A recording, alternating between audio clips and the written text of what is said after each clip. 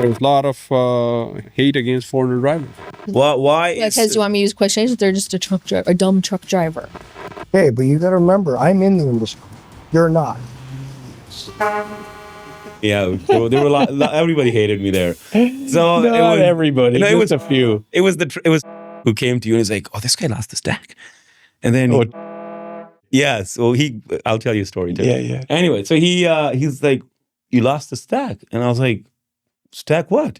He's like, "The stack." I was like, "What are you talking about?" He's like, "Your truck is missing a stack." I was like, "What is this thing?" Yeah. He's like, "Come with me." He goes out and he's like, "Where the hell is this thing?" I was like, "I don't know." And he goes, "It's in probably somebody's chest." Probably through somebody's windshield. Yes, he's like, it's probably somebody's chest. I was like, "I don't know, buddy." So, Oh, you did all right. Okay. You did it. Yeah. Welcome to the Truck Stop Show. Today we're joined by Dennis, who has done trucking for many, many decades. And let's see what Dennis has to give us today. Dennis, how are you? I'm very well, Ollie. Thanks. Yeah. So, what do you want to know? Where I started, what I did, how I've been? Don't phrase my questions, okay, Dennis? Let me handle this, okay? Okay. Dennis, first of all, tell me how you feel in being here. I feel very good. I was excited. I was glad to hear from stuff and you guys, and kind of excited to do this. Good. So what have you done in your life, Dennis? Well, I've been driving truck probably since I was about 18 years old. I started out in the feed business, then I went into gravel, did that for a few years, and then I got into cattle, and I did cattle for 4 or 5 years. That was long haul. We hauled cattle into Mexico and out from out west and all over North America pretty much. And after that, I got to the other end of the cow and started hauling milk. And I did milk for almost 20 years on farm pickup. And then after that, I went to a company in Guelph here, and we did tanker work for them for, I guess I was there another 18 years, and about 12 of that, I was in the office doing safety and compliance. So how many years in total in trucking? I think, and then, I've been retired now 9 years, and I still do some part-time trucking, even right up as far as even a couple of weeks ago, I was still doing some part-time. So I guess all total about 51 years. 51 years. Yeah. So it's fair to say this is the only thing you've done in your life? Yeah, pretty much. Yeah, I was in a little bit of construction when I was really young and didn't like that too much. So yeah, trucking's pretty much been my life. So how did you get into the trade at the age of 18? Like, what was that? Do you remember that thought process or? Well, when I was 18, it was a lot different process of getting your truck. Actually, you didn't even have to, we got grandfathered into the A license system. Back then, it used to be called a commercial license. So you had to have that to drive a truck, and basically you just wrote a test. And then when it changed to the new system with the A and G and D and all the lettered system, if you had a commercial license, you were just grandfathered an A, and away you went. So I've never actually really done an on-road test, but I have. When I got into the safety and compliance end of it, I actually learned a lot more about the pre-tripping and all that kind of stuff then. So, but I mean, you've been doing it for so long, right? Yeah, you know, kind of secondhand, right? So what was the system to get the license? Just step by step, explain me. So let's say back when you got the license, you want to get the license. What do you do? If I wanted to get for a truck driving license, you mean? I had basically you went and got your car license, right? And when I decided I wanted to drive, when I started driving feed truck, I had to go right for, now it would be a D, or now it's a D, but back then, like I said, it was just a commercial license. If you had a commercial license, you could drive anything. You could drive a straight truck, a tractor trailer, whatever. So I decided I wanted to go get this job, and I went and wrote my commercial license and passed it, and away I went. So when there's no training, how do you access a truck? Who tells you how to shift gears, or who tells you any of that safety stuff? Well, back in the day, a lot of it was hands-on learning. They kind of. I mean, I grew up in a farming community, so a lot of truck drivers have started out in the farming industry, driving tractors and equipment and stuff like that. So you had a lot of hands-on with manual transmissions and all that kind of stuff. So when I started with that feed company, a guy went with me for a day and run me through the ropes, and away I went. Right. I picked up on the driving end of it pretty quick because it just kind of come natural to me, I guess you'd say. So, yeah, it wasn't that big a deal once I figured out the shifting pattern, away I went, right? So do you remember struggling to shift gears at any point in your early days? No, not really. I mean, shifting gears, I had a standard car. So, I mean, like a lot of guys my age always had a 4-speed, something on the floor, you got to shift the gears, right? So, I mean, shifting gears was just come natural, right? Do you remember any struggles, for example, backing up a truck or trailer?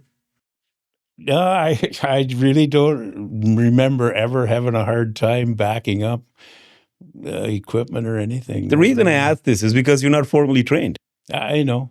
It's just pick it up and away you go, right? Like, I mean, it's a lot different. Like I say, it's so much different now than it was 50 years ago, right? So, yeah, it just, of course, I started out on a straight job. I never drove tractor trailer till I was probably 20, I guess, 21 or 22, maybe, when I first got tractor trailer work. So, yeah.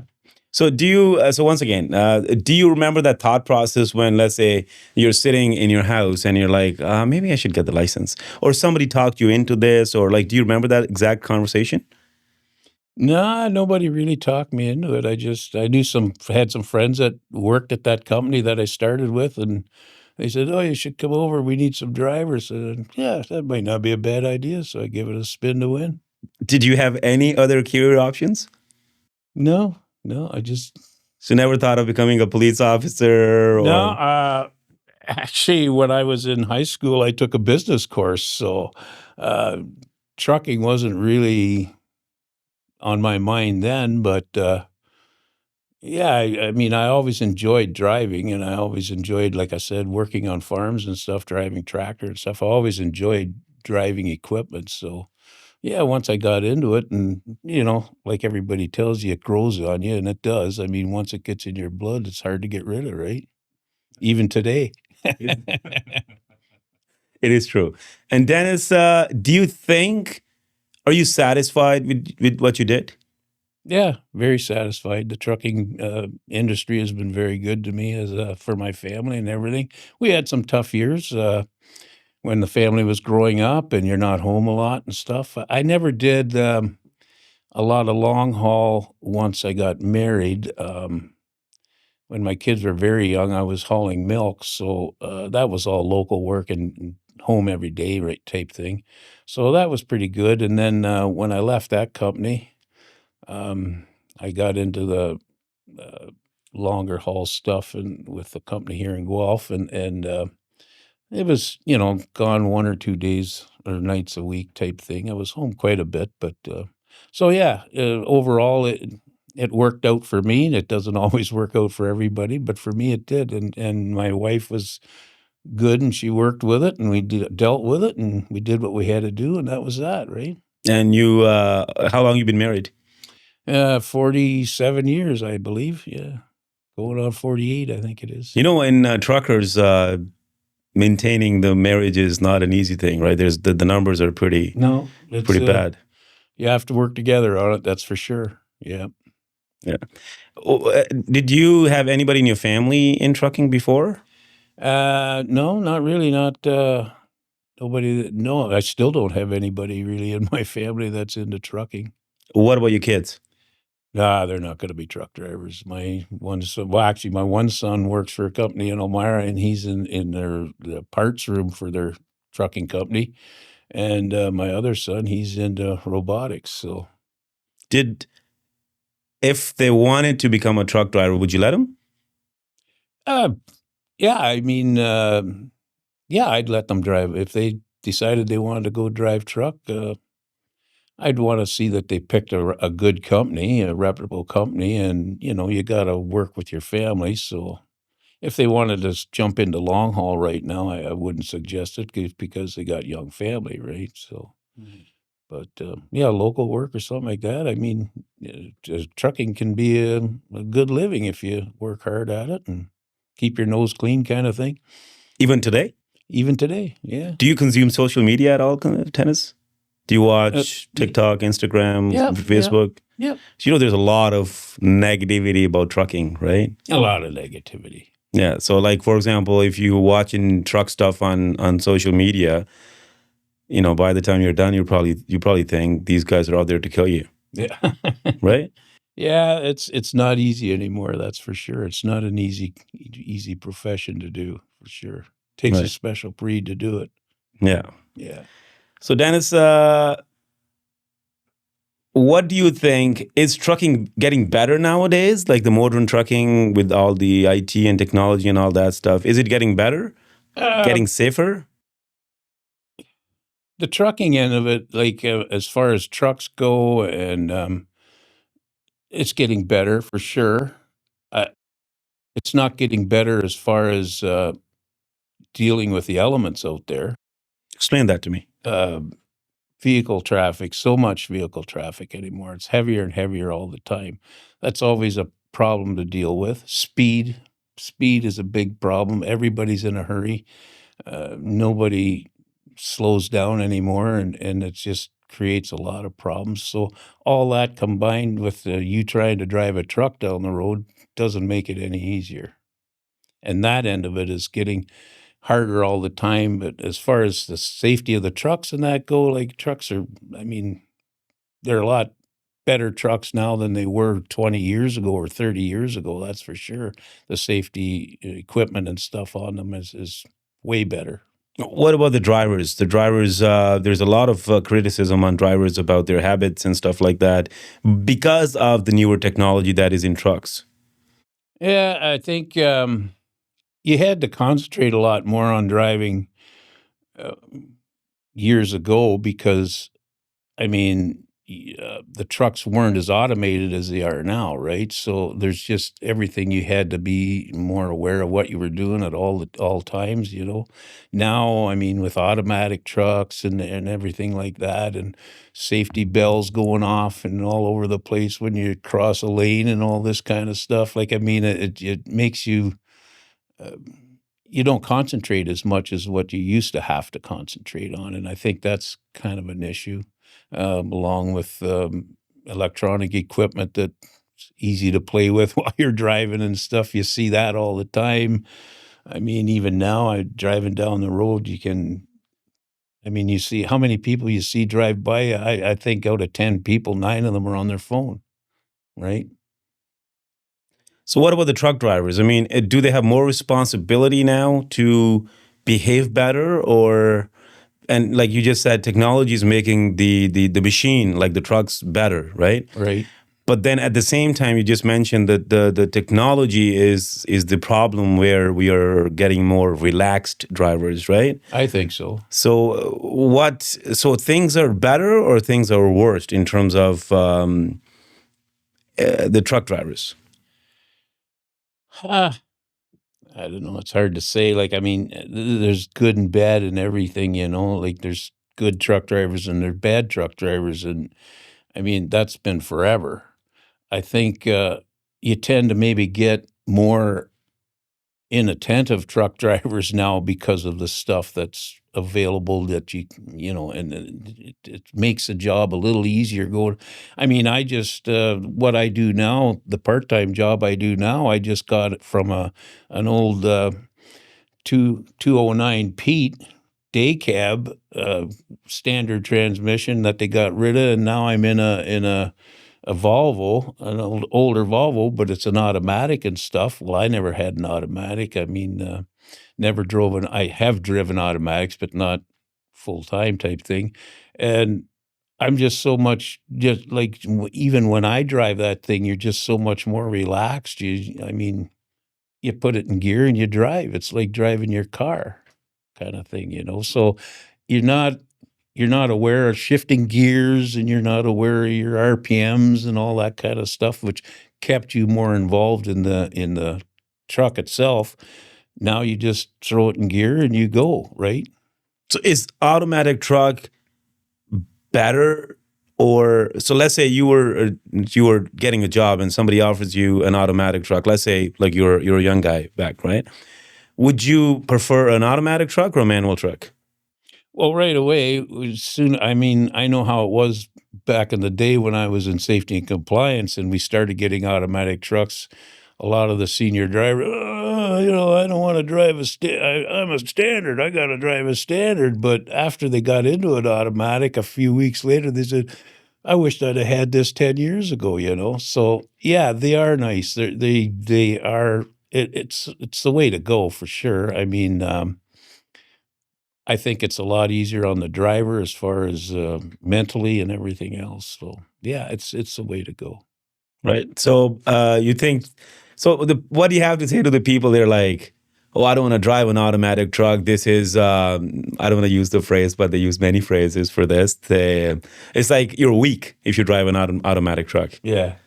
Well, that's the old mindset, right? You still hear that out in the road, guys talking about how they got their standard transmissions, and these guys all got their automatics now. And I mean, it's the way it's going to be, right? And like I said, all these old guys, they get into it, like myself, you get into an automatic and you say, wow, I should have had this 20 years ago when I was driving through Toronto in traffic and my leg was ready to fall off from clutching all the way, it's a wonderful thing. Yeah. So, absolutely. Dennis, how do you manage to maintain your health? Now?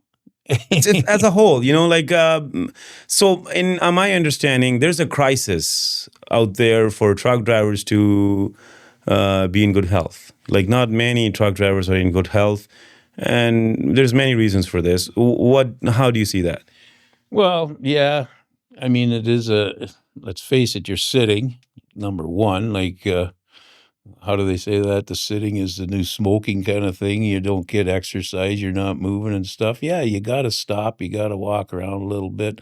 I mean, at one time, even when I was younger, you used to look for the closest spot to the truck stop to go in for a meal. Sometimes it's smarter to pick the farthest one away and walk for it, right? So, I mean, yeah, you gotta get out. You gotta take breaks. Hours of service and stuff can kind of work hard on that. Guys don't want to stop as much because they don't think they got the time, but you got to take time. I mean, yeah, you got to get movement going. Is there a problem with drivers' health out there? Overall, I mean, like you've seen many people in your life. I mean, yeah, I mean, like I'm not the smallest guy either. I mean, I don't know if I'd equate that to truck driving. I've always been kind of heavier, but you see a lot of heavy truck drivers for sure. And like I said, it's a lack of mobility, right? Yeah, hours and hours sitting on your rear end, it doesn't help any. Do trucking companies invest anything in drivers' well-being in terms of health?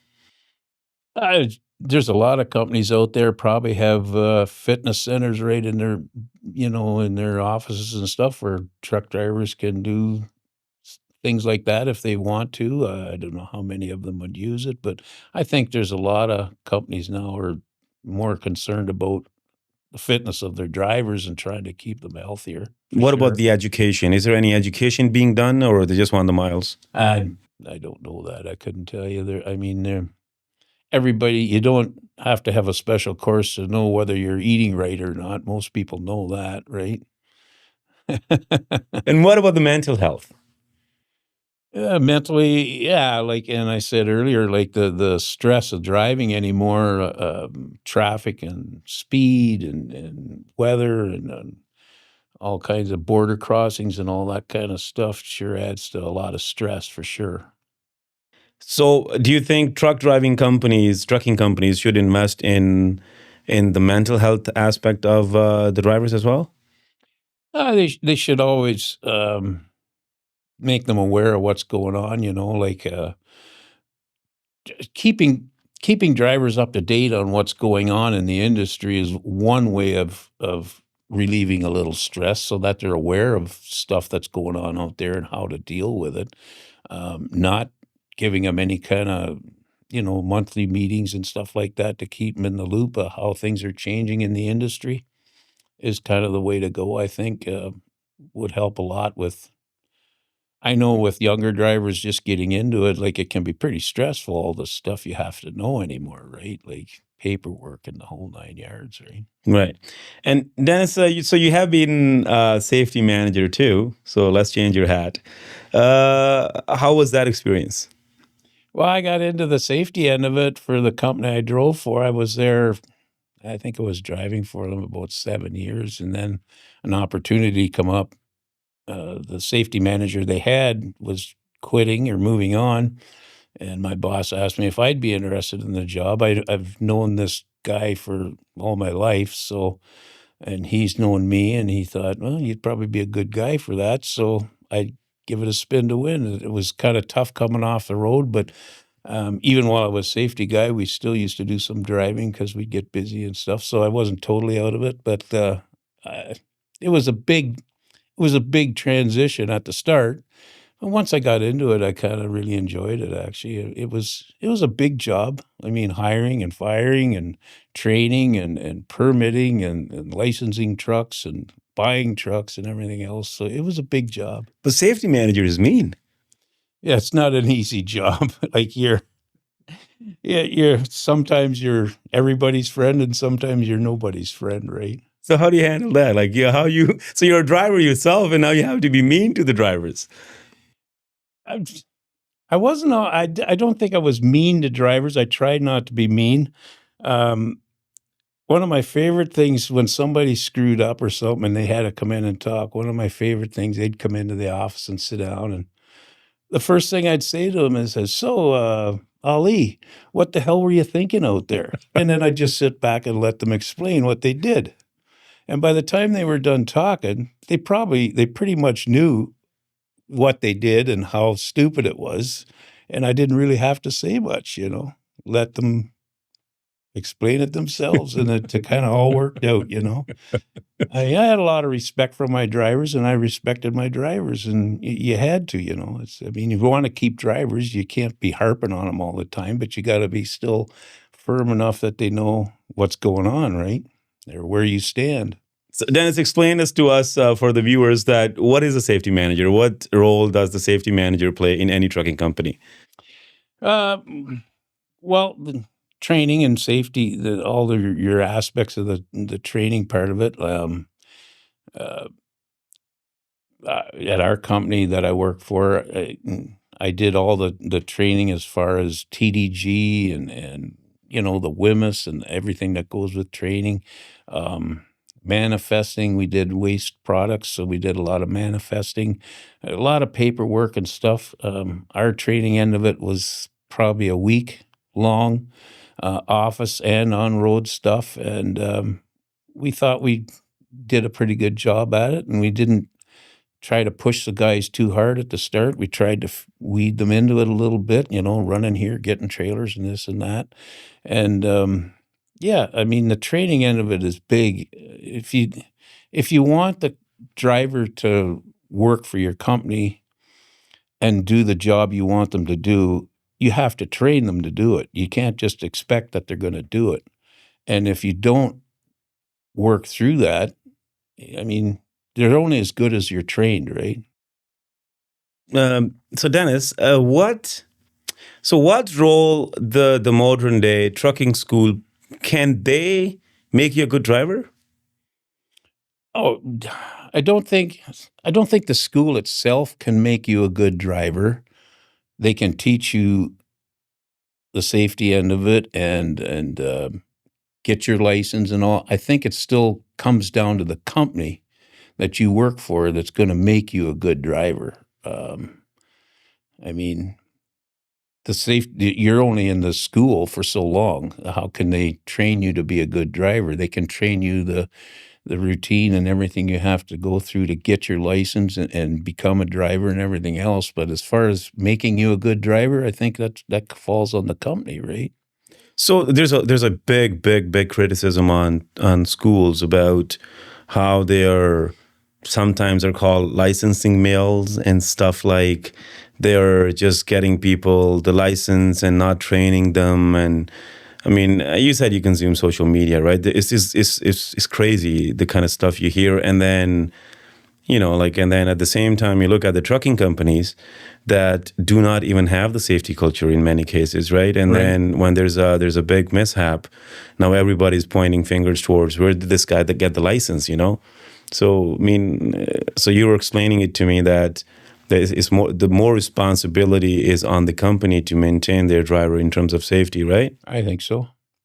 Like, here's the thing. So if you go to a school, fly-by-night school, if you want to call them that, that's just going to push you through, and all they're interested in is getting your $10,000. And then you go to a company after that just wants to get you on the road and push you through to do whatever they got to get you on the road. That's not a very good combination right there. So it all starts with a good school, number one. And then the second part of that is to go to a good company that's going to train you properly, right? Like, some of our best drivers we had at our company were younger drivers that we trained the way we wanted them to do the job.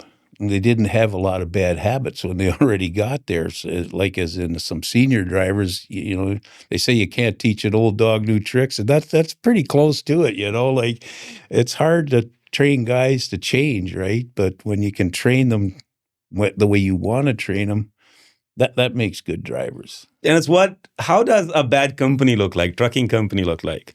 What's a bad company look like? What does a bad trucking company look like? I don't know. I've never worked for a bad trucking I'm sure company. you heard.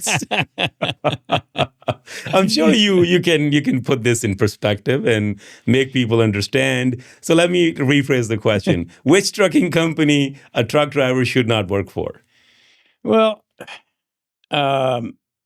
you want companies that, so you walk in the door, you say, I'm looking for a job, and they basically look at you and see that you got a pulse, and they hire you. They don't look at your CVOR. They don't check out your driving criteria or where you've been or what you've done, and they just throw you in a truck and send you down the road, and the truck's dirty and falling apart, and half the stuff isn't working. That's not a good company to work for. I highly recommend you go back out the door.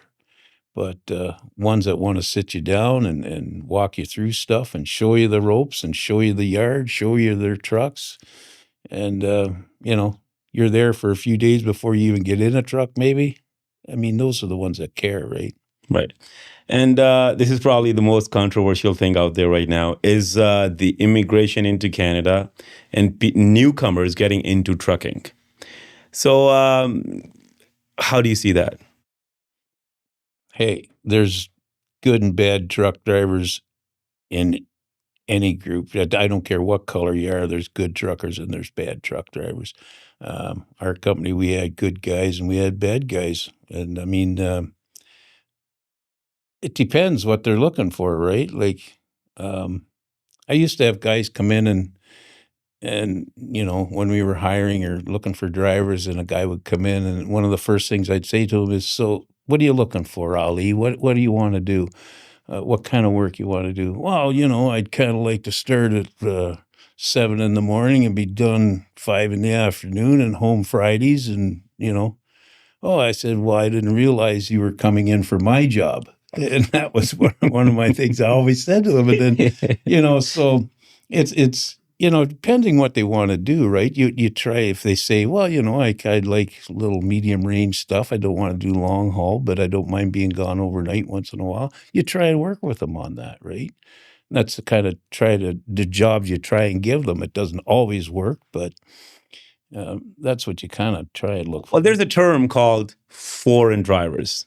I don't think it's a real term, but I don't know if you call them a lot of other things too. But yeah, well, there's a lot. Yes, true. This is true.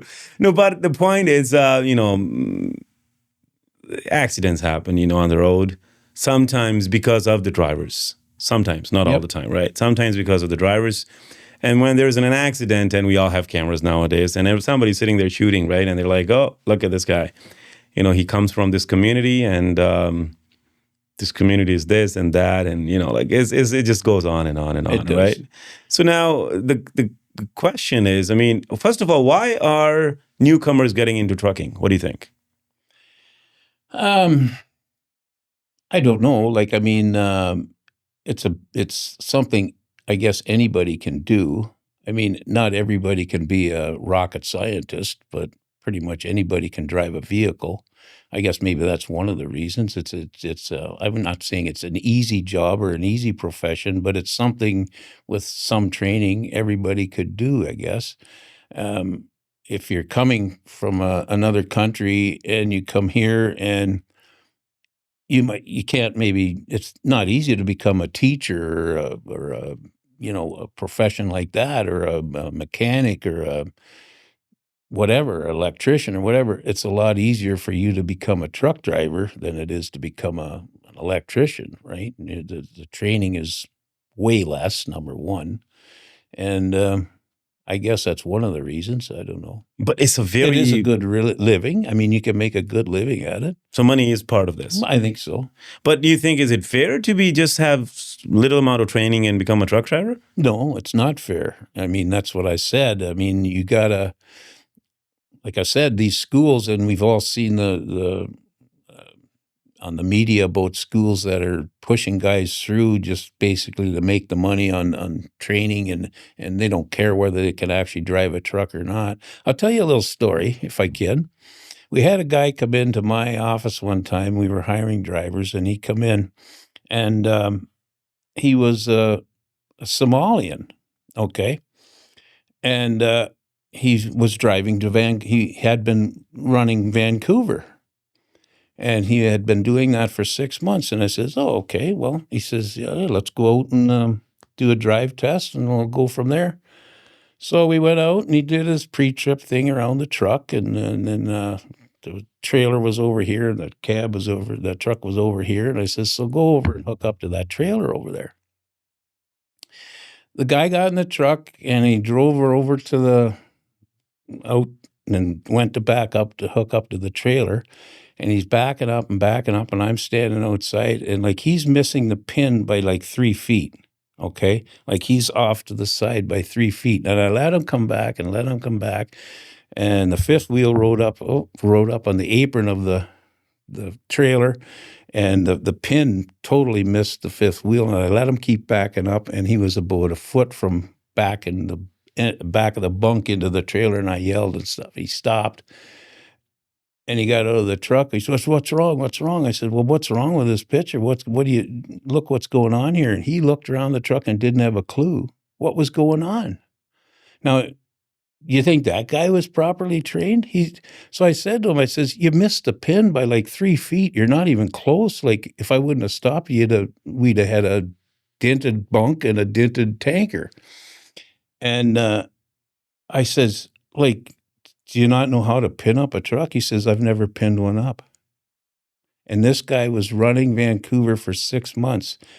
Wow. He hooked up or jumped in a truck in Toronto, drove to Vancouver, got out of that truck, jumped in another truck that was pointed back towards Toronto, and away he went.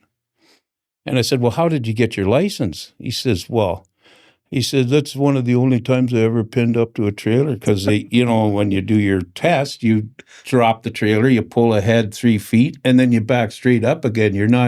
They don't make you drive around the yard and then back up. And that's the only time he ever pinned up, and he passed his test, and away he went. So that's how scary it is out there on the way some of these guys are trained. And that's a company that, whoever it was, I don't even know who the company was, but they just said, this guy's got a license, throw him in a truck, and off to Vancouver he goes. So, driving beside that guy down the 401, how good would you feel? Is that a system error? Or is that like the way the system works to get the license? Like, who do you think is fault? Is that we have such drivers on the road? I think that the testing, like to get your license, number one, is they're more worried about, which is a good thing. Like they're more concentrated on pre-trip of the truck and making sure the truck is safe sitting in the yard than they are worried about the safety of the truck going down the road. That's my personal opinion. You're the safest truck sitting in the yard, but you're the most dangerous truck going down the road because you haven't got training and you don't know what you're doing. But you can sure pre-trip a truck. How do you explain? So, what habits a good truck driver have? What habits they should have? Yes. Well, number one, you want to make sure your equipment's right. And I know everybody's got a different method of doing pre-trips and checking equipment. And I know some guys don't check nothing and some guys check everything. And to me personally, I always wanted to make sure that I knew the truck I was taking out on the road was fit to be on the road. There's nothing worse than going down the road and thinking, well, I didn't check the tires. Maybe I got a flat. At least I knew when I left the yard, everything was working and everything was in good shape. And it doesn't take a long time to kick tires, check oil, check lights. I know they want you to check brakes and all that kind of stuff and set brakes and that. But I mean, you know, like 10 to 15 minutes, you can do a pretty good safety check on your truck to make sure it's good to go down the road. So, a pre-trip is a good habit. Best habit. Best habit. What else? Being ready to do your job. I mean, being prepared. I mean, you can't go out and party all night and come to work at 6 o'clock in the morning, half hungover, and expect to do a good job. You know what you're gonna what your job is for that day, and be prepared to do it. I mean, always be aware of where you're going and what you're doing. Planning, trip planning, knowing where you're going. You know, it's a lot easier to know where you're going before you leave than when you're trying to figure it out while you're driving.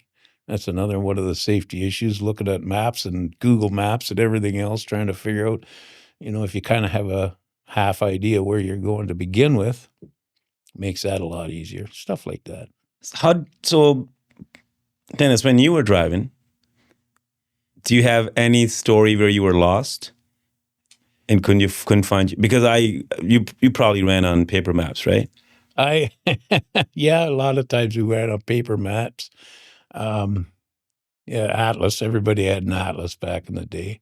I remember one time I was coming up out of, I don't know where I was, but I was coming up 69 to go to cross through Flint and over to Port Huron, right? And I was coming up off of 94, I guess it is down there, and coming north. And I drove right by the exit.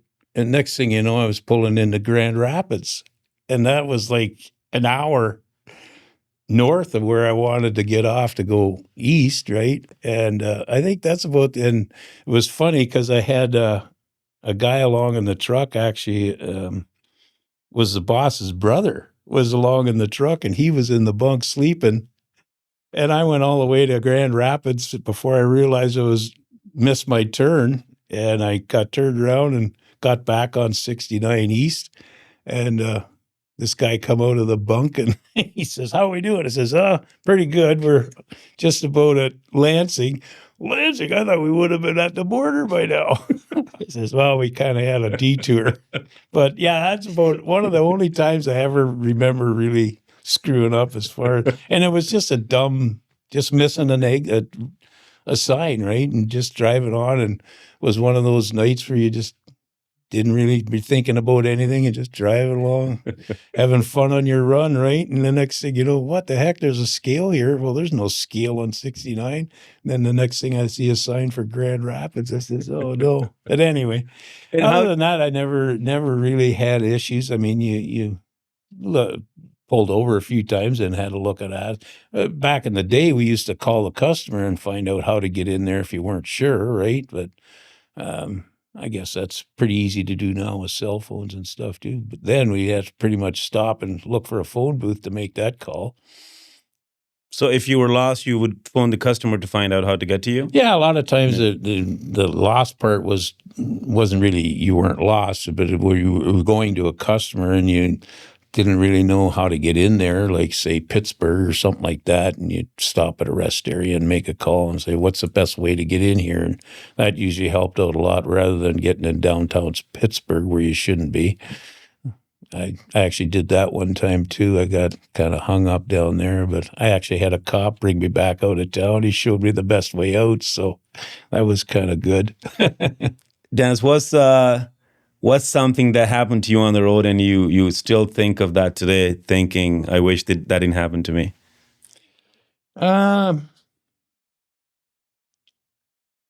had an incident one time up in Northern Ontario where it was freezing rain, or it wasn't even actually raining, it was misty.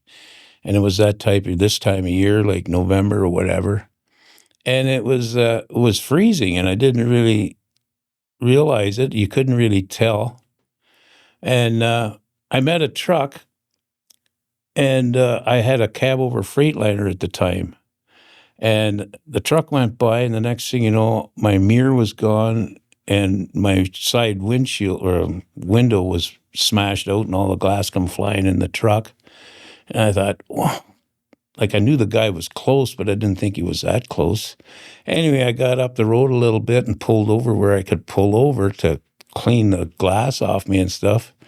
And I got out of the truck and stepped on the pavement, and I went down like 90 because it was sheer ice. And I said, that was I think that was the scariest time I ever had, because I had drove quite a while already in that weather and didn't realize how slippery it actually was. I mean, I was hauling cattle at the time too. And then when I got further up the road, I got cleaned up and went further up the road. There was a bunch of cops and stuff there.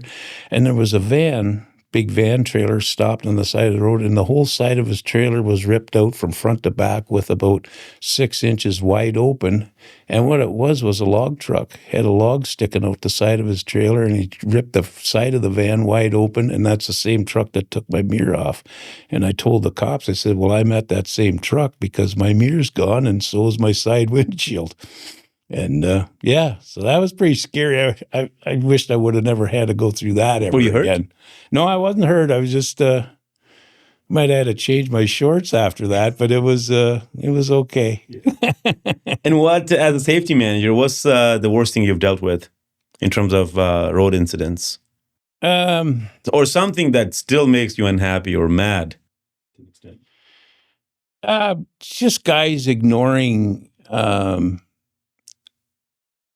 don't care about like logs and hours of service and stuff like that. We were pretty strict on hours of service. We had a guy that did nothing but logs, and he was really good at his job. And just guys that didn't care, and I mean, you have to care. And that's before electronic logs. It wasn't then we did get electronic logs after that, and that was another training experience. But just guys not caring about doing logs or how many hours they run and stuff. And now you get into a whole nother scenario where guys are tired and working harder than longer than they should and everything else. And then when something does happen, that's what made me mad, was stuff that happened that was preventable. Okay. Run your hours, get your proper rest, and stuff doesn't happen, as frequent, I mean, once you get tired and everything else, everything starts to snowball, right? One thing after another. Were you a night rider? Yeah. I like driving at night. Still do? Yeah, still do. And how do you manage your sleep? Well, I go to bed early in the afternoon when I'm going on a night run, and I like riding at night, just less traffic. Now I like driving at night because there's less traffic, and it's just easier to do. And do you remember battles with sleep? Yeah. I mean, you're always tired. Even to this day, like, drivers always talk about, when the sun's coming up or just before the sun comes up, like 5 o'clock in the morning, 4 or 5 o'clock in the morning is always a tough time for drivers.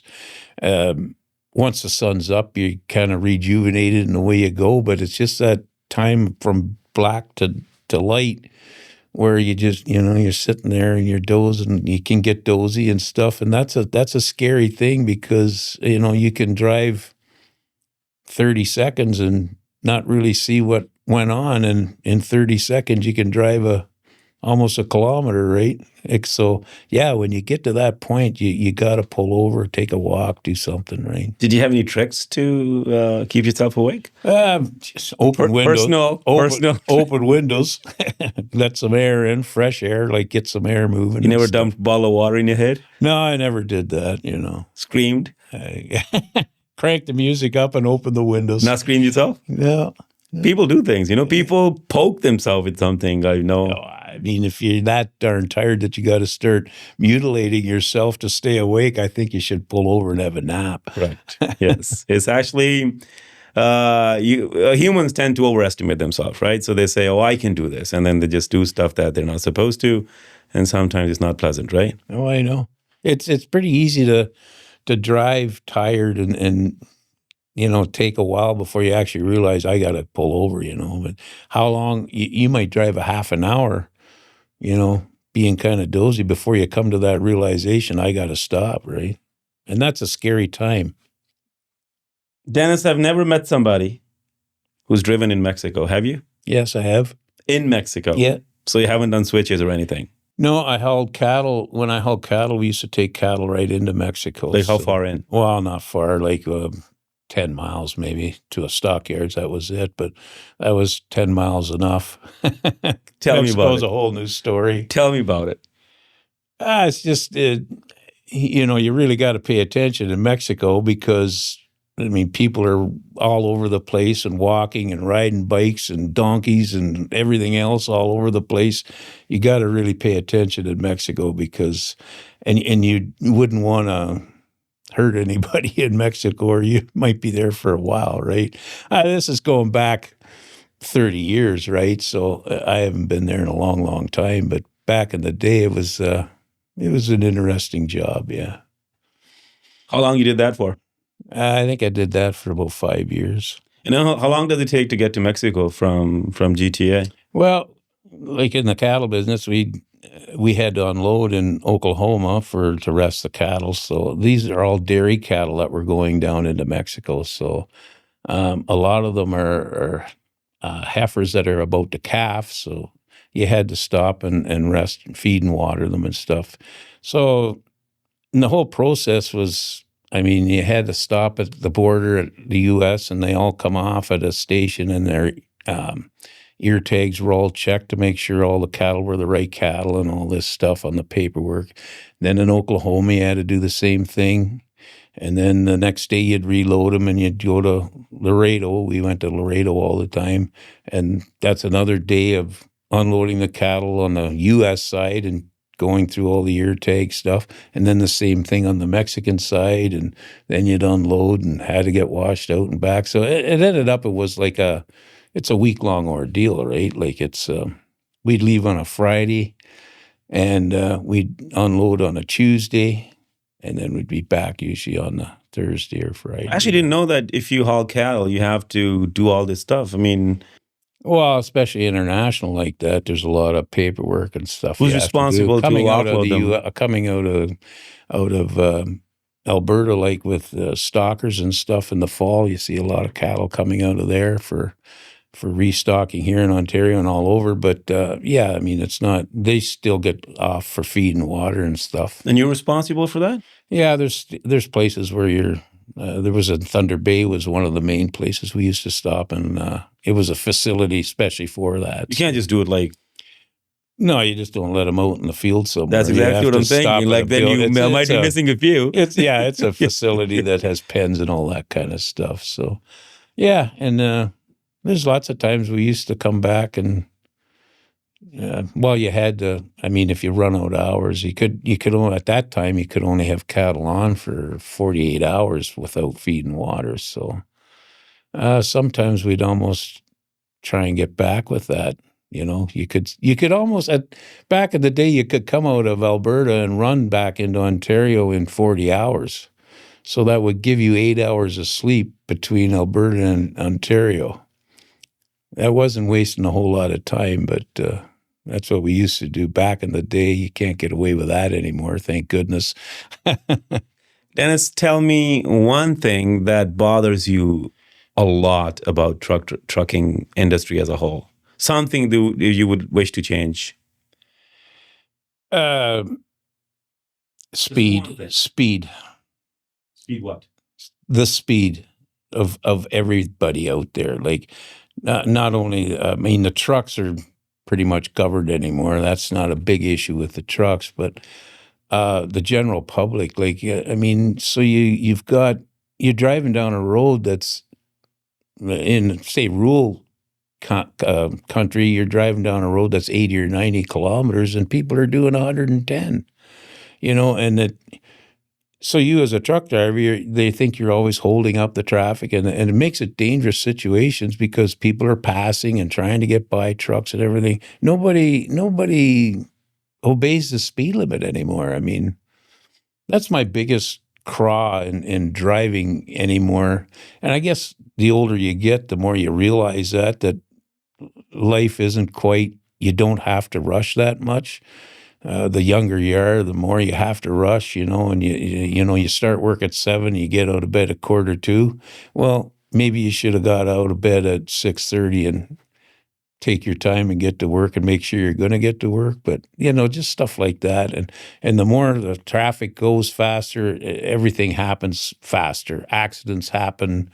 You don't see, stuff just happens so much faster, right? Dennis, what do you have to tell people as a truck driver that they should know? Yeah, take your time. Take your time and enjoy your day and try and get home that night and see your family, right? Just don't rush. Like, when you rush, stuff happens. Stuff happens not only on the road, but in the yards, unloading your loads. Things happen to me. I was in the tanker business for most of my life. So, if you rush in that and make a mistake there, it can be a costly mistake, especially some of the stuff we used to haul. So take your time, make sure your truck's ready, and make sure you're ready. What about the general public that doesn't know anything about trucks and they feel that trucks are out there to cause problem for us, or, Yeah, I mean, you'll never get rid of that. People just got to realize, and everybody's heard the old saying, if you got it, a truck brought it. So, I mean, when you're following that truck and he's only doing 80 kilometers an hour and you're trying to get past him and you can't for miles on end, just remember he's probably delivering something that you're rushing to get to the store to get. So, I mean, they don't take off like a car. It takes a while to get them rolling and everything else, and it takes a while to get them stopped. So, Dennis, so let's suppose there's a 18-year-old sitting right in front of you, and he's struggling to find what to do in his life, his or her life. And let's say you try and convince him to get into trucking. Would you, first of all? I wouldn't deter him from it. Like, I mean, so let's say the kid is struggling to find out what to do in life. He's working in factories and whatnot, and you've done trucking all your life. Would you tell him or her to get into this? If a young person that's, say, not married or anything like that, it's a great life to get into, because you can travel, you can see things, you can learn things and make money doing it, and see the world. If you want. I feel that you miss trucking. I love trucking. I even to this day, you can ask my wife, like, when the boss calls and says, "Oh, you got time to do a fertilizer run tomorrow?" I can hardly sleep. I'm so excited. Really? Yeah, I still get pumped up. I'm 69 years old and I still get pumped every time I go and do a load. And what's that feeling? Tell me. It's just something you love to do. Like, think of something you love to do the most, and you haven't done it for 6 months, and then all of a sudden you get to do it. That kind of feeling. Wow, okay, I can hardly wait, Wow. I mean, and then That's pure love. yeah, it is. I always loved trucking, and I mean, I've been involved in it a long, long time, and yeah. That's actually, it's very it's something unusual that you've done something all your life, and at the age of close to 70, let's say, you want to do it more. Yeah. I dread the day when it comes to the point where I can't. I mean, I don't want to do it every day. I love trucking, but I don't want to do it every day. A couple days a week's fine, eh? And I don't want to sleep in a truck overnight anymore either. I want to be home. And but yeah, it's yeah. I dread the day when, for medical reasons or whatever, I got to give up my A's. I mean, a lot of my old friends are dumping their A's and just going down to a general license anymore, and I keep mine. And I said, it's, you never know. Someday a guy might just say, hey, can you take this truck and go to Ottawa or whatever? I said, yeah, sure, I can do that. So, and I'd love doing it, but yeah. Do you miss sleeping in the truck? No, you never miss. Did you enjoy sleeping in the truck? Yeah, it was okay. I mean, it's not your bed at home, right? But So what kind of? Some people are addicted. You know this, right? yeah, well, I know. I mean, I can sleep in a truck. I mean, actually, a few times when we rode double, a few times on cattle and that, I can sleep really good in a truck when it's going down the road. It's just like kind of rocking away like a cradle, and but yeah, I mean, sleeping in a truck's okay. I never had a job that I had to sleep in the truck a lot. My last job I had was before I retired was maybe 1 or 2 nights a week, but which is okay. But yeah, it's not my bed at home, right? Dennis, I can keep on going for many more hours, but I think we should stop now. Okay. Thank you for doing this and sharing your experience. We'll see you guys next Sunday. Be safe out there. Thank you.